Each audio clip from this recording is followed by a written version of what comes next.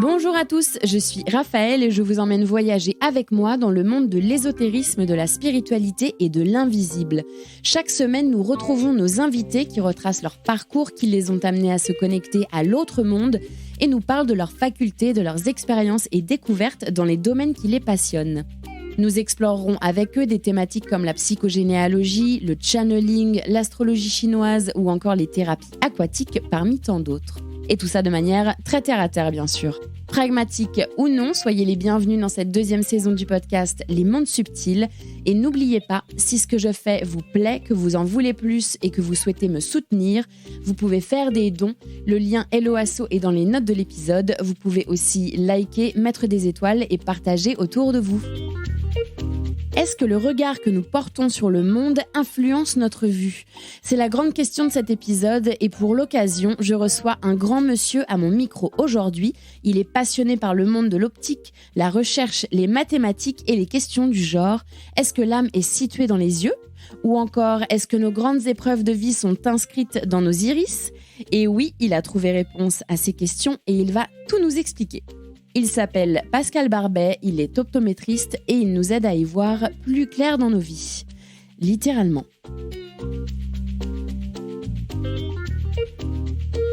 Bonjour Pascal. Bonjour Raphaël. Merci de me recevoir, merci d'avoir accepté cette interview dans Les Mondes Subtils. On va beaucoup parler des yeux aujourd'hui. Alors, est-ce que vous pouvez vous présenter Pascal, s'il vous plaît ? Oui, alors je m'appelle Pascal Barbet. Avec un Y, je tiens beaucoup au Y à la fin. Je suis optométriste comportementale et j'exerce sur la Côte d'Azur actuellement depuis 3 ans, après avoir exercé à Paris pendant plusieurs années. Du coup, comment vous vous êtes intéressé aux yeux ? Ça a été quoi le point de départ ? En fait, depuis l'enfance, je suis passionné par le corps humain et notamment les 5 sens. Et après mon baccalauréat, j'ai décidé de faire des études d'optique et ensuite des études d'audioprothésiste. Donc je me suis occupé finalement des 2 premiers sens les plus importants dans la hiérarchie des sens, parce que la vision, c'est 85% de l'information sensorielle. Quand vous prenez les 5 sens, c'est-à-dire le toucher, le goût, l'olfaction, l'audition et la vision, les 3 premiers sens, c'est à peu près 6% d'énergie dépensée. L'audition, 9%, et la vision, 85%. C'est 1 million de fibres nerveuses dans le nerf optique, alors que c'est quelques milliers dans l'oreille. Donc on voit la proportion est très différente. Et donc quand j'ai fait mes études d'audioprothésiste, je me suis rendu compte qu'il y avait à peu près 3-4 tests intéressants. Et quand j'ai travaillé sur les yeux, nous avions 40 tests. Alors là, j'étais heureux comme tout, parce que je me suis dit, ça y est, c'est ma salle de jeu, je vais pouvoir enfin expérimenter voilà, tout ce qui me passionne depuis l'enfance.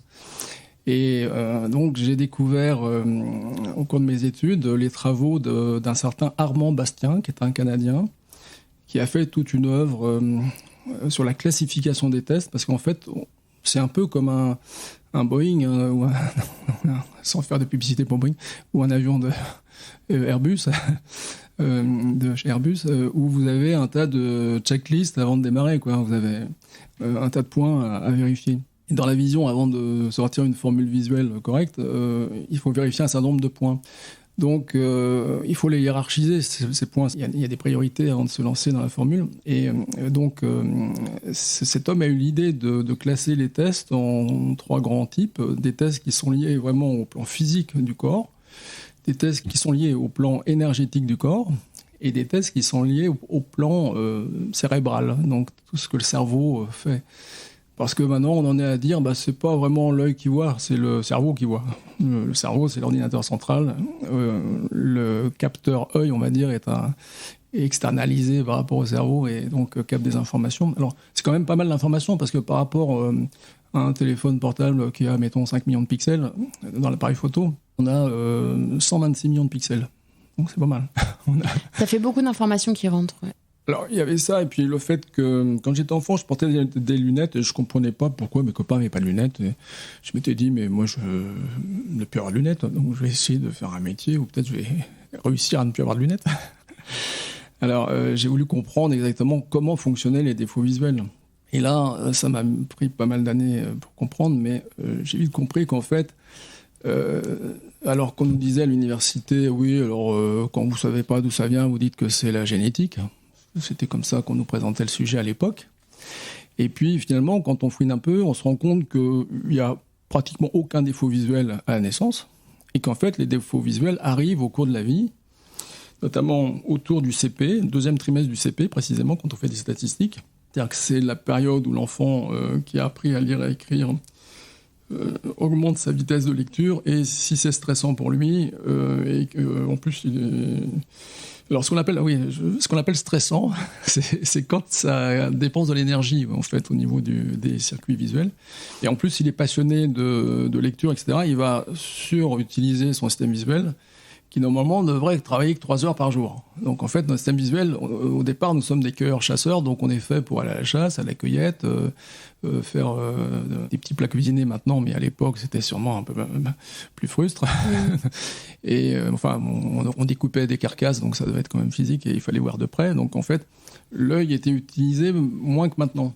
Maintenant, tout est visuel, ça. Vous avez des affiches partout, vous avez votre téléphone, vous avez votre écran d'ordinateur, vous avez énormément de sollicitations visuelles. Et d'ailleurs, on a découvert que dans les problèmes de convergence, donc c'est les sujets qui ont du mal à synchroniser leur œil droit et leur œil gauche, eh bien, alors que l'enfant va avoir un quotient intellectuel qui lui permettrait de faire des études, l'enfant ne va pas faire d'études, en fait, et va devenir peut-être 3 étoiles au guide Michelin, parce qu'il va avoir des compétences autres qui vont être développées, mais pas les compétences livresques. Donc l'enfant ne va pas lire énormément, puisque ça le fatigue, parce qu'il a du mal à converger. Donc en fait, le système visuel est vraiment très important. On devrait d'ailleurs le dépister un peu plus tôt, pour pouvoir rééduquer éventuellement, pour que la personne, si elle a envie de faire des études, qu'elle puisse, alors que certains sont limités et ne pourront pas faire d'études parce que simplement ils ont un problème de convergence qui n'a pas été dépisté, qui n'a pas été rééduqué. Et donc vous vous êtes dirigé vers l'optométrie, vous êtes optométriste aujourd'hui. C'est quoi la différence entre un optométriste et un opticien ? Alors en fait, tous les opticiens sont optométristes, mais il y a différents types d'optométrie. Alors, c'est quoi optométriste ? On va reprendre l'étymologie, c'est des mesures optiques, optométrie, okay. Métrie, les mesures, et optique. Et donc, tous les opticiens sont formés à faire des examens de vue pour une simple raison, c'est que par délégation, les ophtalmologistes souvent délèguent le travail de ce qu'on appelle l'adaptation des lentilles de contact, parce que ça prend beaucoup de temps, aux opticiens qui sont équipés pour faire donc des examens de vue, pour mesurer la forme de l'œil, pour trouver la lentille qui correspond à mettre sur l'œil, etc. Parce que c'est pas standard, c'est pas une lentille qu'on peut mettre sur tous les yeux. En fait, c'est plus compliqué que ça. Et donc, l'opticien va se charger de faire en sorte que la personne n'attende pas 8 mois pour retourner au travail avec des lunettes à sa vue. Et donc, va faire le travail de l'ophtalmologiste. Et s'il y a une pathologie, bien sûr, il réfère à l'ophtalmo s'il y a un problème de santé oculaire. Mais le simple examen de vue est fait par la plupart des opticiens en France. Alors, dans un magasin d'optique, vous avez l'opticien chef, on va dire, qui est diplômé, opticien, optométriste, donc. Et puis ensuite, vous avez des fois des vendeurs qui, eux, n'ont pas cette compétence pour faire les examens de vue. Mais il y a toujours, et c'est obligatoire en France, un opticien optométriste dans chaque magasin d'optique. Pour faire les mesures. Votre truc, c'est vraiment les yeux et les mesures. Les mesures, voilà. Ouais. Alors, il y a 3 sortes d'optométristes. Il y a l'optométriste qu'on appelle classique, on va dire, ce que je viens d'expliquer là. Et puis l'optométriste qu'on appelle fonctionnel, qui lui va travailler aussi avec des podologues, avec des ophtalmos qui vont prescrire des prismes, par exemple, pour redresser la posture de la personne en passant par des lunettes. Et puis, moi, j'ai décidé d'être dans la 3e catégorie, c'est-à-dire l'optométriste comportementale. Et donc, l'optométriste comportementale, lui, prend tous les paramètres qu'il peut avoir. Donc, ça va de la psychologie de la personne, en passant par le type d'alimentation, bien sûr, l'historique de ce que la personne porte comme lunettes ou comme lentille de contact. Et donc, il y a énormément de paramètres à utiliser quand on est optométriste comportementale. Et moi, c'est ça qui m'a passionné. Et alors, quand je suis venue vous voir pour que vous regardiez mes yeux, Vous m'avez dit quelque chose que j'ai trouvé super intéressant, c'est que vous vous posiez également la question de où se trouve l'âme physiquement, qui est une question géniale. Est-ce que l'âme se trouve dans le cerveau? Est-ce que l'âme se trouve dans le corps? Est-ce que l'âme se trouve dans le cœur ou dans les yeux? Est-ce que vous avez trouvé réponse? Oui, Raphaël. Pour vos auditeurs, c'est un scoop. Je vais vous donner la réponse de Pascal Barbet, parce que peut-être chacun a sa propre réponse. Mais ça m'a turlupiné pas mal d'années. Je me suis dit, mais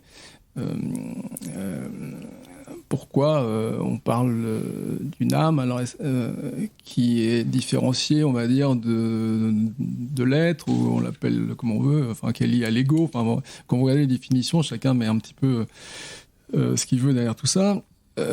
Et d'ailleurs, au Moyen-Âge, on disait 3000 âmes ont pris le bateau pour aller du point A au point B. Donc on parlait d'âme, on parlait même pas d'être, ni de genre, ni de numéro de sécurité sociale qui commence par 1 ou par 2. Donc le monde a changé, vous avez remarqué. Le monde a changé. Et je lisais des livres qui disaient mais l'âme est là 3 mois avant l'acte de procréation. C'est-à-dire une grossesse dure un an en fait, 9 mois dans le plan physique, 3 mois dans le plan subtil. Alors je me dis oui, c'est intéressant ça. Donc l'âme est déjà là. Donc comment l'âme pourrait être que dans les yeux ou que dans le cœur ou que dans le cerveau, puisque elle est déjà là de toute façon. Et sur quoi s'accroche-t-elle? Donc dans les livres que je lisais, alors je peux citer, c'est un livre qui s'appelle Les 9 marches de Monroy-Givaudan. C'est un livre que j'ai lu il y a une vingtaine d'années ou 30 ans, mais il est sorti il y a assez longtemps. Et j'ai compris que ce filament de lumière s'entourait autour de la colonne vertébrale de la mère, se levait et s'accrochait, on va dire, sur le sacrum, puisque l'incarnation est sacrée. Ça sonne bien. Et qu'ensuite, l'acte de procréation physique va bien avoir lieu dans les 3 mois qui suivent. Parce que je pense de plus en plus que c'est l'âme du futur fœtus qui arrive, qui pilote l'âme de la mère. L'âme de la mère est simplement honorée dans l'univers de recevoir un être dont elle va pouvoir je suis assez d'accord, poursuivre le chemin, aider à grandir, enfin, à s'élever. Ouais. Alors du coup, petite parenthèse, si vous vous posez des questions par rapport à l'incarnation de l'âme, est-ce que l'âme choisit ses parents? Est-ce que l'âme est présente lors de la grossesse, etc. Le livre à lire, c'est Les 9 marches. Et le nom de l'auteur, je me souviens plus, c'est... Monroy-Givaudan. En fait, c'est un couple de personnalités qui sont canales, en fait, qui canalisent des informations, des mémoires akashiques de l'univers. Donc, l'univers serait comme un gros disque dur avec des informations. Et donc, ils arrivent à capter ces informations-là en se mettant en état modifié de conscience, en relaxation, et ils arrivent à capter ces deux êtres des informations. Alors, ils ont fait des livres même sur Jésus-Christ, qu'est-ce qui s'est vraiment passé à l'époque. Enfin, donc, c'est passionnant. Oui, ils ont sorti un livre sur les Esséniens. Bref, voilà, on s'égare, mais... Alors, donc, du coup, où se trouve l'âme? Dites-nous. Alors, probablement que l'âme est géolocalisée proche du fœtus, proche de l'œuf, et que l'âme est probablement dans l'espace physique, mais peut-être aussi dans l'espace éthérique autour du corps et dans le champ astral. Donc je pense que l'âme, elle n'est pas localisée dans un organe, voyez-vous. Ce qui me fait dire ça, c'est que dans les fameuses NDE qui ont été mises à la mode par un certain Moody, qui était un auteur, mais aussi statisticien, qui s'est rendu compte que sur 400 millions d'habitants à l'époque, maintenant c'est 440 aux États-Unis, 400 millions d'habitants, à l'époque de ses recherches dans les années 80, il s'est rendu compte que 8 millions d'Américains avaient vécu une NDE, par les statistiques qu'il a travaillées. Et donc, il y a vraiment quelque chose à rechercher. Pourquoi des gens décrivent tous la même chose, sortent de leur corps, voient un grand tunnel, le grand-père là-haut avec le chien, enfin, différentes situations comme ça qui sont décrites, quelle que soit la religion, quel que soit le niveau intellectuel, quel que soit le niveau social, tout le monde raconte la même chose dans ce que dit M. Moody. Voilà. Donc, la géolocalisation de l'âme, serait pas fixé lié à un organe de la naissance jusqu'à la mort, puisque dans une expérience proche de la mort, on sort du corps en fin de compte, et on revient dans le corps. Donc c'est-à-dire que l'âme sort du corps probablement, et elle revient dans le corps, donc elle est dissociée du corps. Donc elle est bien gentille, comme un petit brouillard. Ouais, en fait, elle peut se balader, parce qu'il y a pas mal de théories aussi qui parlent du voyage astral la nuit, qu'en fait on ferait tout ça, et l'âme, elle se barre, hein. Elle va faire sa vie la nuit, en fait. Faire ses petites expériences nocturnes, et puis elle revient. Ok. Donc on a à peu près les mêmes infos, je crois. Oui, donc en gros, l'âme ferait partie de l'aura. Voilà. Ok. Quand on s'est rencontrés la première fois également, quelle rencontre, vous voyez, ça m'a marqué. Il y a plusieurs choses qui m'ont marqué. Vous m'avez dit que les yeux sont le miroir de l'âme. Alors j'ai repris une citation de Cicéron, si je me souviens bien, qui m'a parlé de ça il y a bien longtemps. Et ça m'avait impressionné comme expression parce que il n'a pas dit l'âme est géolocalisée dans les yeux. Dans les yeux, en plus, ce mot géolocalisé n'existait pas à l'époque. C'était inventé récemment. Donc il a dit c'est le miroir. En fait, c'est parce que ça représente l'être dans sa globalité, on va dire, mais pas que l'être, peut-être quelque chose qui serait caché, qui serait plus dans l'âme, parce que la personne va donner sa personnalité à travers, grâce à son ego, qui est très utile pour se lever le matin. Il faut de l'ego, sinon on ne se lève pas. Mais est-ce que c'est vraiment l'essence de l'être qui est en face de nous, là, avec son âme, qui nous parle quand une personne nous parle, ou est-ce qu'on peut aller voir autrement les choses, et peut-être que l'œil ne peut pas trop tricher, lui. Parce qu'il y a des regards vifs, des regards plus fuyants, plus dans le vague, etc. Enfin, il y a différentes expressions par rapport au regard. Donc, je pense que c'est pour ça qu'il a parlé de l'œil, miroir de l'âme. Et puis, en faisant mes petites recherches, je me suis rendu compte que finalement, en médecine traditionnelle chinoise, c'était un élément de diagnostic, en fait. C'est-à-dire que les médecins chinois s'étaient rendus compte que quand il y avait une problématique grave du foie, le blanc de l'œil devenait jaune. Donc déjà, ils ont étudié ça. Ensuite, il y a un certain Pexeli qui s'est rendu compte qu'il y avait des taches dans l'œil, et il a essayé de voir si les organes du corps n'étaient pas représentés dans l'œil, comme on a maintenant une quasi-certitude, grâce à l'acupuncture d'ailleurs, qu'il y a des points dans les pieds, et donc on fait maintenant des cartes du corps humain dans sa globalité dans le pied, mais aussi dans les mains, ce qu'on appelle réflexologie palmaire et réflexologie plantaire. Et puis, dans l'œil aussi, on voit un certain nombre de choses. Et je me suis dit, mais comment l'œil qui est circulaire représenterait un être qui est allongé ? Alors, j'ai trouvé la solution il n'y a pas très longtemps.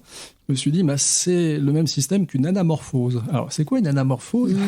Si vous avez été dans un musée, j'ai vu ça dans un musée sur Napoléon, ils avaient utilisé un objet cylindrique, réfléchissant, et qui était posé sur une feuille.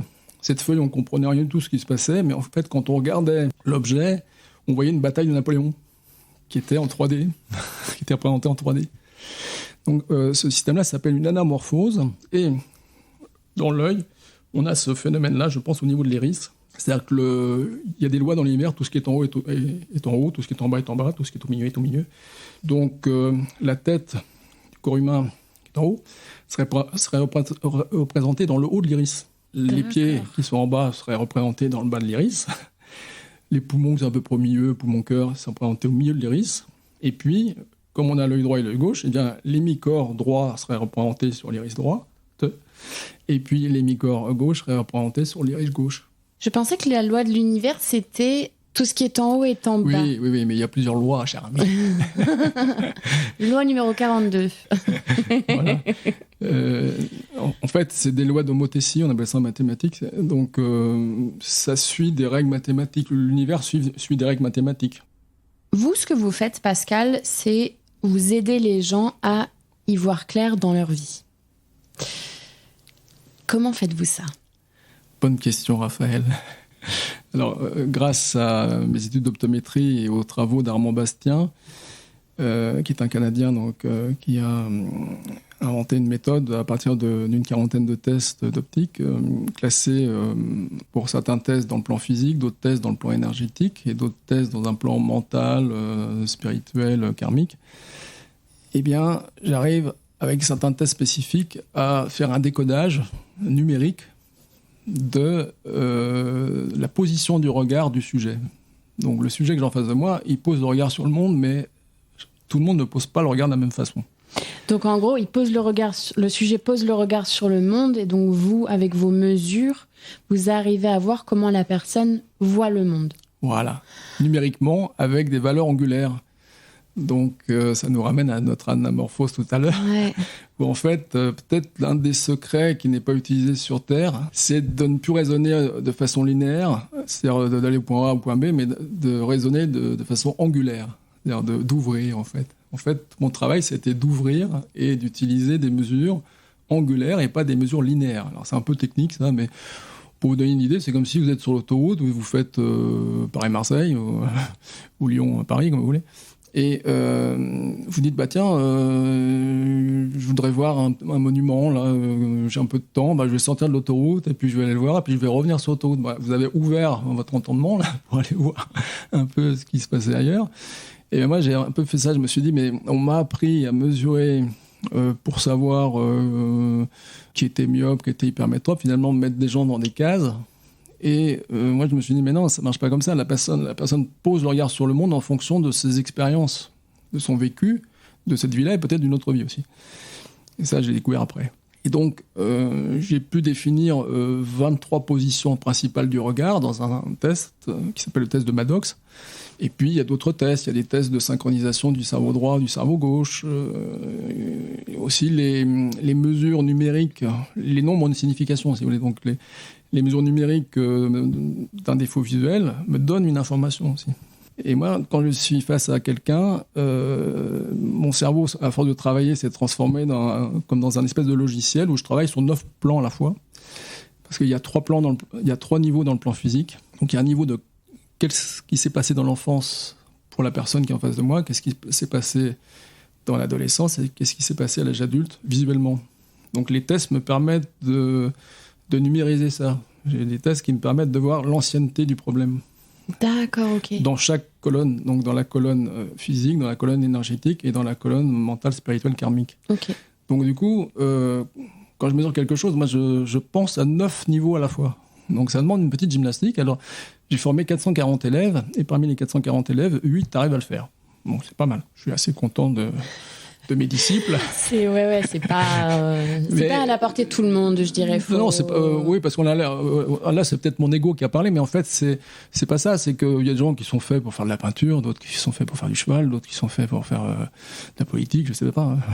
Mais moi, j'avais un cerveau qui était fait pour faire de la recherche, je pense. Et donc, j'arrive à faire les liens. Et pour moi, quand j'examine quelqu'un, c'est pas un travail technique, c'est vraiment une recherche sur l'être qui est en face de moi. Comment je peux l'aider à travers les dons que j'ai développés finalement, à travers ses recherches, à travers les yeux. Et je suis passionné de ça, comme vous le voyez. Ouais. Et c'est utile à mes patients parce que j'ai des gens qui m'envoient des petits mots, ah, c'est formidable, ça m'a changé la vie. Alors, le plus rigolo, c'est les gens qui viennent 10 ans après en disant vous m'avez dit quelque chose il y a 10 ans, parce que je leur note sur un compte-rendu, bien sûr. Et je viens de le comprendre. Et je viens de le comprendre 10 ans après. Je leur dis, vous avez peut-être 10 ans d'avance, parce qu'il y en a qui mettent 20 ans avant de comprendre. C'était bien, finalement. Alors, j'aimerais revenir sur les tests et les mesures. Donc, moi, je suis venue vous voir en consultation. Et j'ai adoré parce que vous m'avez dit, en gros, ce que mon âme était venue faire dans cette incarnation. Vous m'avez dit, vous avez vu dans mes yeux qu'il y avait 3 mémoires karmiques. Vous m'aviez dit que mon alimentation, ça allait. En fait, vous avez tout de suite reconnu le type d'alimentation que j'adoptais et le fait que ça m'allait, les choses que je devais travailler, les choses que mon âme devait travailler dans cette vie-là aussi. Et ça a vachement résonné, en fait. Voilà, c'est le cas dans la plupart des consultations.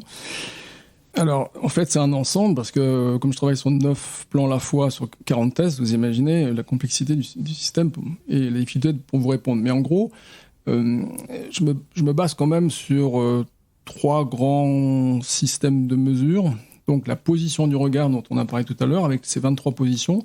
Chaque position correspond à un chiffre Donc, c'est un espèce de codage numérique pour moi. Donc, en fait, je sais que la personne qui va être sur le chiffre 9 va risquer d'être plutôt dans une vie de solitude. Voilà, chaque chiffre a une signification précise.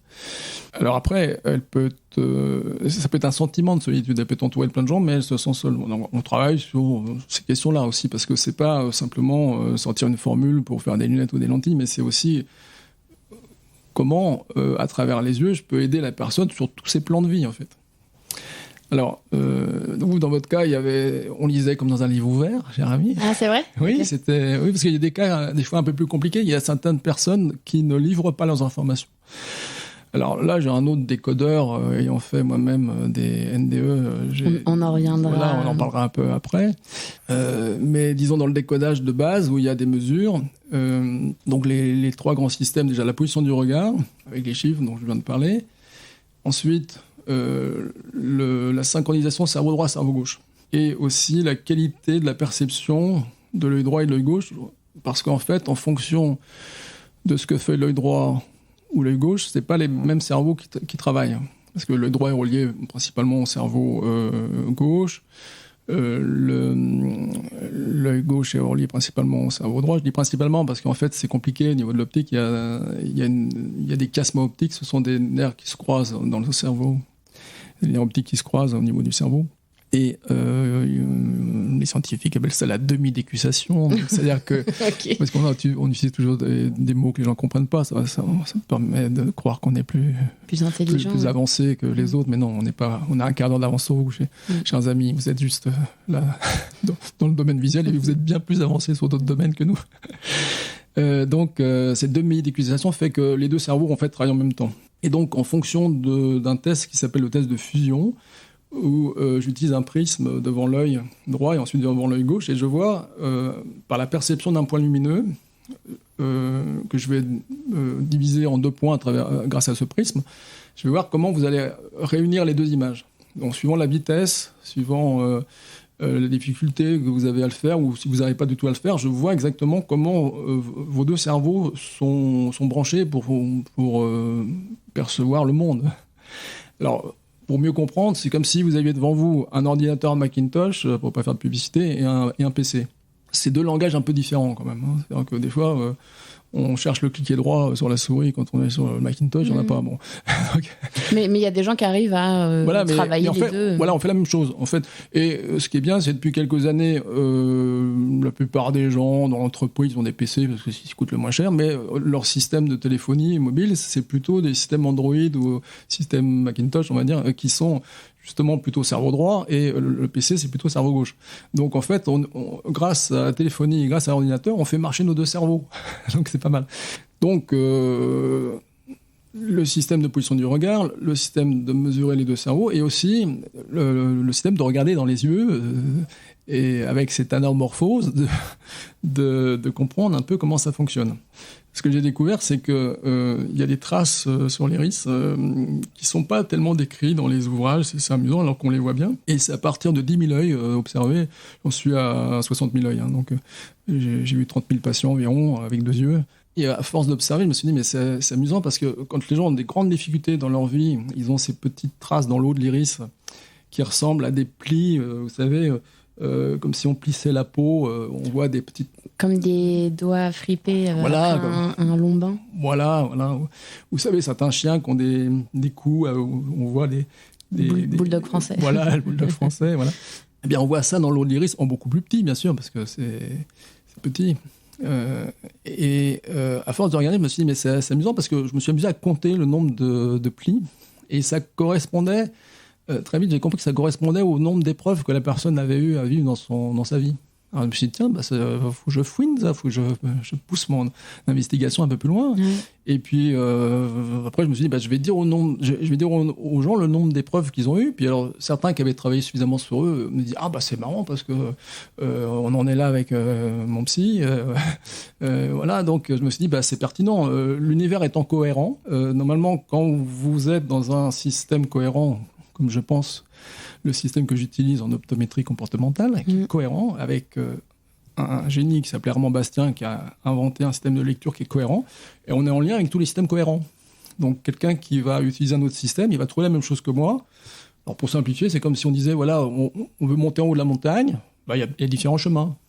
Donc vous pouvez prendre la psychologie, l'optométrie, la médecine chinoise, différents outils, et puis vous allez arriver, si vous êtes juste avec votre méthode, vous arrivez au même résultat. Oui, il y a plusieurs chemins, ça c'est sûr. Et vous vous basez uniquement sur les résultats des tests, ou alors vous l'alliez à des facultés extrasensorielles ? Alors, je n'en parle pas d'habitude, mais je me suis dit maintenant... Deuxième scoop, il faut que Raphaël ait fait le meilleur enregistrement sur l'optométrie comportementale connu dans ce monde. Et donc, oui, je ne savais pas, mais quand j'étais petit, je voyais beaucoup de choses et j'entendais beaucoup de choses. J'avais d'ailleurs été impressionné par ces phrases. J'avais entendu « Vous avez des yeux et vous ne voyez pas, et des oreilles et vous n'entendez pas ». Alors ça m'avait scotché, cette phrase-là, parce que je me suis dit « Mais c'est génial, il va falloir que je m'occupe des yeux et des oreilles, donc ». C'est pour ça que j'ai fait optique et audioprothèse. Vous voyez, c'est parti dans mon inconscient, je pense, de cette petite phrase. Donc, j'ai compris que ma naissance avait été compliquée et que j'avais fait une NDE à la naissance. Alors, j'ai retrouvé ça et j'ai eu la chance de travailler dans un groupe de recherche. On était une trentaine de thérapeutes et on a eu l'idée de monter 15 groupes de binômes pour faire une sorte d'hypnose ericksonienne qu'on appelait dans ce groupe expansion de conscience. Et donc, en relaxation profonde, dans des hypnoses très longues de 2h30, j'ai retrouvé toutes ces mémoires-là, en fait. Et donc, je me suis rendu compte que j'avais fait 3 NDE. Une à la naissance, où ma mère était dans le coma, ma sœur jumelle venait de naître, ma maman pensait qu'elle avait un seul enfant, et le deuxième arrivait, c'était moi, sauf que ce n'était pas prévu. Elle a fait ce qu'on appelle une crise d'éclampsie avec 100% de risque de décéder en 1955, qui est l'âge de ma naissance, et elle a été la première sauvée en France. Alors, quelle chance. Oui, mais quand il y a des synchronicités comme ça, vous dites, mais c'est bizarre ça, comment ça se fait tout ça ? Et j'ai compris que j'avais dû faire un mini-coma, une sortie de corps, on va dire, pas un coma, parce qu'un coma, il faut médicalement le justifier, etc. Et à l'époque, ça n'a pas été noté sur mon acte de naissance. Mais la naissance a été assez compliquée. Ma mère n'étant plus là en conscience, moi, je pense, au bout du cordon ombilical, je me suis dit, ça y est, je remonte là-haut, c'est fini, quoi. Alors, je suis remonté là-haut et j'ai compris après que une seconde terrestre, c'était 144 000 secondes là-haut. Alors, j'ai fait le calcul pour vous. Je pense que ma NDE a duré 11 minutes, mais ça a duré 3 ans dans le cosmos. Ah, c'est plus long là-haut. Oui, c'est beaucoup plus lent. Ici, c'est accéléré. Quand vous descendez dans la matière, votre âme, elle récupère beaucoup d'énergie pour descendre dans la matière. Vous savez, il y a cette fameuse idée au nom du Père, du Fils et du Saint-Esprit, la tradition chrétienne, où moi je me suis beaucoup posé la question sur qu'est-ce qu'ils veulent raconter là, parce que vous prenez un micro, vous allez dans la rue, vous dites c'est quoi la Trinité, il n'y a pas beaucoup qui vont vous répondre. Donc je me suis dit il y a un être désincarné là qui est là-haut, alors on va l'appeler Dieu si on veut. Et puis à un moment donné il envoie son fils Jésus, enfin c'est peut-être lui-même d'ailleurs qui descend. Et puis donc c'est l'incarnation quoi. Mais comment physiquement on peut passer d'un plasma à une incarnation physique dans un corps de matière? Pour moi c'était étrange en tant qu'enfant de 8 ans. Et donc je me suis dit mais c'est le fameux Esprit Saint. Et puis là, je suis resté buggé pendant 30 ans parce que je me suis dit, c'est un esprit. Non, c'est pas un esprit, c'est une énergie. Alors, si on l'appelait l'énergie sainte, ça serait beaucoup mieux. Parce que du coup, en physique quantique, on comprend tout. C'est-à-dire qu'il y a un plasma qui veut s'incarner, il lui faut beaucoup d'énergie, beaucoup d'Esprit Saint, si vous voulez. Et il va utiliser cet Esprit Saint, cette énergie sainte, pour descendre dans la matière. Et là, ça y est, l'équation est terminée. Pour un grand mathématicien, c'est simple. J'adore les... En fait, j'adore votre passion pour la recherche, les chiffres et tout ce qui est tellement terre à terre et extrêmement pointu, mais avec des questions genre, mais en fait, Jésus, comment il s'est incarné en vrai? Et l'âme, est-ce qu'elle est dans les yeux ou pas? Parce que c'est passionnant en fait de faire le pont entre ces questions-là et de les appliquer avec des mathématiques. Oui, parce que je pense que l'univers est numérisé, donc est mathématisable. Oui, mais il n'y a pas beaucoup de gens qui pensent comme ça, en fait, ou qui font le lien. Il me semble. Ouais, et vous arrivez vraiment à faire le pont entre ces mondes-là, quoi. Mais pour revenir à notre question, donc Pascal, vous avez fait vos NDE. Du coup, est-ce que donc, vos facultés, elles ont toujours été là? Et oui. Quelles sont-elles? Alors justement, quand j'étais petit, je pensais que tout le monde entendait tout et voyait tout. D'où cette phrase qui avait dû m'impressionner. Vous avez des yeux et vous ne voyez pas, et des oreilles, vous n'entendez pas. Et donc, ça faisait des situations très cocasses, parce qu'à l'école, je comprenais que le petit copain là, qui courait n'importe comment, il allait se prendre le mur, et il se prenait le mur.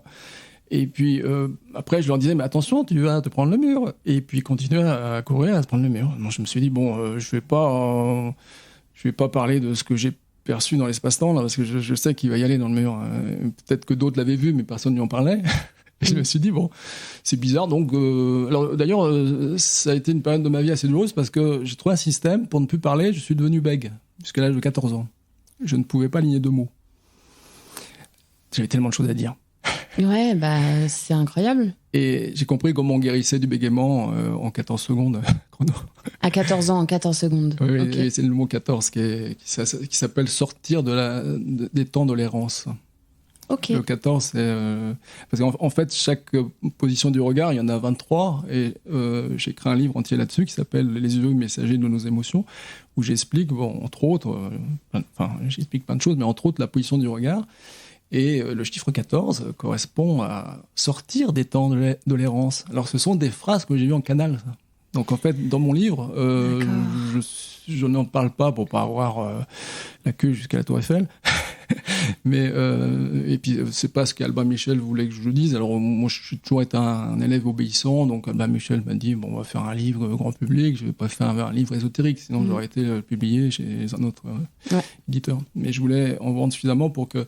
Alors, c'est pas l'argent qu'on gagne avec un livre, mais c'est pour toucher le maximum de public. Les notes en bas sont réservées un petit peu à ceux qui veulent aller plus loin, mais aussi à mes élèves qui peuvent reprendre toutes les notes et faire la même chose que moi. En fait, n'importe quel spécialiste des yeux, que ce soit ophtalmo, opticien, orthoptiste, reprend mes notes en bas du livre et peut faire la même chose.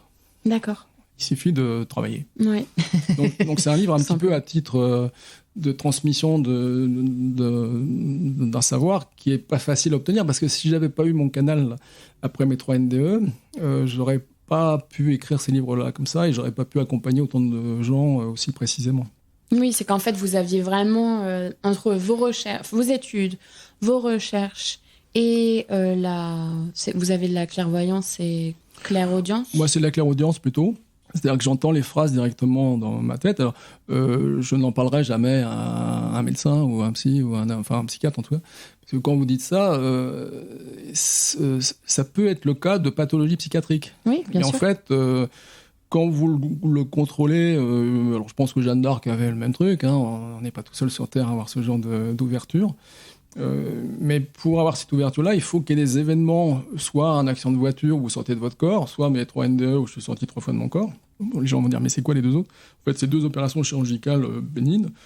Opération des amygdales où je suis sorti de mon corps, et puis opération où j'avais une déviation nasale où je suis sorti de mon corps, en fait. Alors, il y en a une, c'était autour de 7 ans, je crois, et l'autre autour de 18 ans. Donc, 3 fois, quand on m'anesthésie, moi, j'en profite pour remonter là-haut, oui. Mais c'est parce que je connais le chemin. Je connais le chemin, mais je ne suis pas tout seul. C'est-à-dire que tous ceux qui ont eu des accidents ou des anesthésies, etc., peuvent retrouver le chemin, donc peuvent utiliser ces capacités pour en faire quelque chose d'utile sur notre planète. Voilà. Mais la plupart ont peur. Donc, j'ai rencontré des gens qui avaient les mêmes capacités que moi ou des histoires semblables. Et en fait, à chaque fois qu'il y avait des informations, ils avaient peur parce qu'ils ne contrôlaient pas. En fait, moi, j'ai eu cette chance, je regardais ça comme un film. Je me dis, c'est mon film intérieur, je vais regarder s'il y a des choses intéressantes. C'est comme si vous allez au cinéma, vous prenez des infos. Vous regardez une vidéo, vous prenez des infos. Vous écoutez un podcast, vous avez des infos. Donc, moi, j'ai utilisé plutôt ces informations-là comme quelque chose d'utilitaire. Et j'ai jamais eu de parasitage, parce qu'il y en a qui disent vous allez avoir des parasitages du bas astral, etc. Ça dépend comment votre cœur est ouvert et l'énergie vous rayonnez. Si vous avez une énergie très pure, vous n'êtes pas attaqué par le bas astral. Oui, je pense aussi. Et surtout quand on n'a pas peur, parce qu'en fait, avoir peur, ça nous baisse en fréquence et puis ça attire ces trucs-là, alors que quand on est en confiance totale, etc., je pense que... Alors justement, la peur, c'est une des 8 émotions de base que je décris dans mon livre sur les émotions. Et c'est lié à la myopie. Et dans la myopie, en fait, il faudrait avoir au moins 6 mois, pendant 6 mois, les mêmes peurs à peu près tous les jours. Et au bout de 6 mois, à ce moment-là, on devient myope. En fait, on ne peut pas devenir myope avec une seule peur. Il faut que ça soit appuyé. On a une peur récurrente qui revient sur le tapis un peu tous les jours.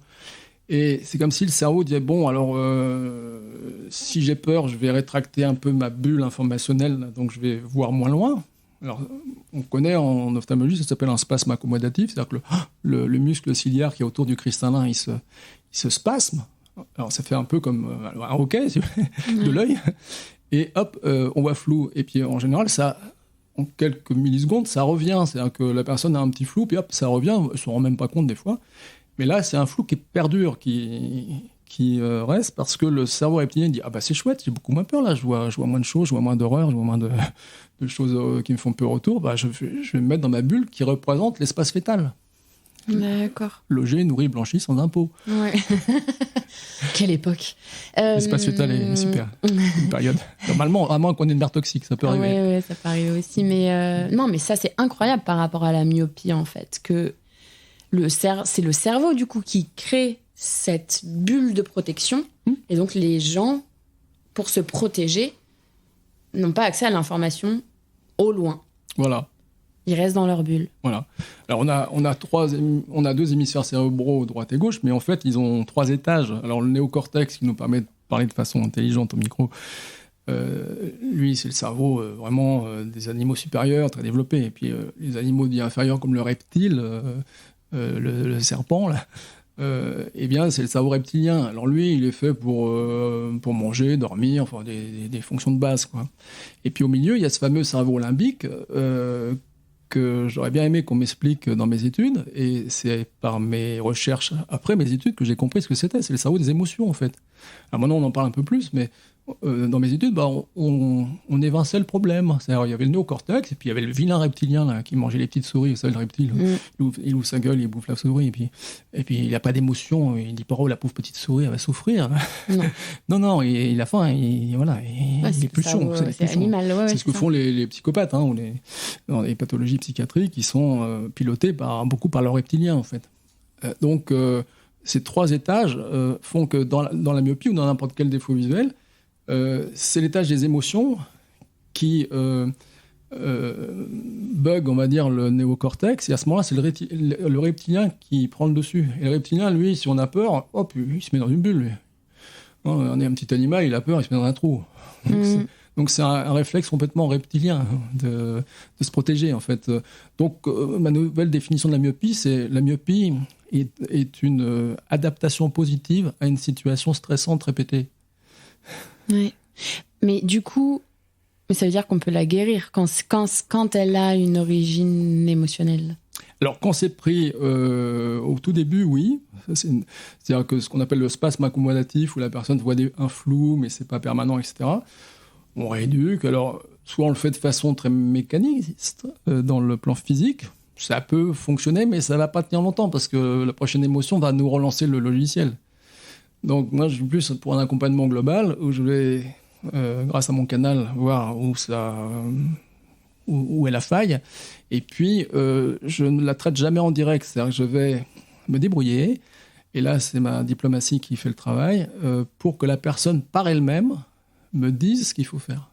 En fait, c'est ça la subtilité. Si la personne dit « Mais si je faisais ça, est-ce que ça irait mieux dans mes yeux ?» Par exemple, ça y est, je sais qu'il va guérir. Et si je dis « Vous devez faire ça pour regarder des yeux », la personne n'a guéri jamais. Parce que c'est pas sa décision à elle. Ouais. Alors ça, c'est au début. Je parle de guérison au début. Alors on ne devrait même pas parler de guérison. Il y a un dysfonctionnement passager et puis on réharmonise. Moi, je parle plutôt de réharmonisation. Mais le corps, il est assez basique. C'est-à-dire que si vous avez des spasmes de l'œil répétés qui aboutit à ce qu'on appelle en médecine un début de myopie, si on vous met des lunettes, vous allez figer le problème, en fait. Et en plus, comme c'est les muscles oculaires autour des yeux et l'œil, c'est une structure relativement souple quand même, c'est les muscles qui vont tirer, qui vont allonger l'œil, principalement. Donc dans une myopie, il y a un allongement de l'œil qui fait que ça devient flou, quoi. C'est comme si vous tirez un objectif photo devant un appareil photo, si vous tirez trop longtemps, ça devient flou. Et donc cet œil qui s'est allongé, il va se structurer surtout si on est dans la période où il y a des hormones de croissance. Donc c'est pour ça que la plupart des myopies arrivent entre 7 ans et 18 ans. Là. Et les hormones de croissance, on en a jusqu'à 20, 21, 22 ans. Et donc après 22 ans, c'est presque impossible de fabriquer une myopie. Les myopies, elles se fabriquent dans ces années-là parce que les hormones peuvent aussi dire bon, j'en ai marre de tirer sur mes muscles et donc je vais pouvoir faire grandir cette structure. Alors j'ai des hormones de croissance, prenons-les, hop, voilà. Alors on appelle ça des phénomènes de biofeedback, donc phénomène de rétroaction en français, où quand vous tirez sur une structure, le corps il va dire je vais relâcher tout ce qu'il y a autour pour valider cette tension, pour enlever cette tension.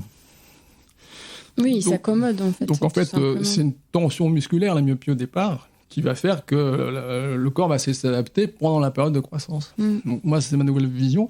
Alors qu'on nous dit, la myopie, c'est génétique parce que papa et maman étaient myopes. Non, papa et maman peuvent être myopes parce qu'ils ont la même souffrance que leur enfant, ou l'enfant a la même souffrance que les parents, et Adam et Ève n'étaient pas myopes. Donc c'est pas génétique, je suis désolé.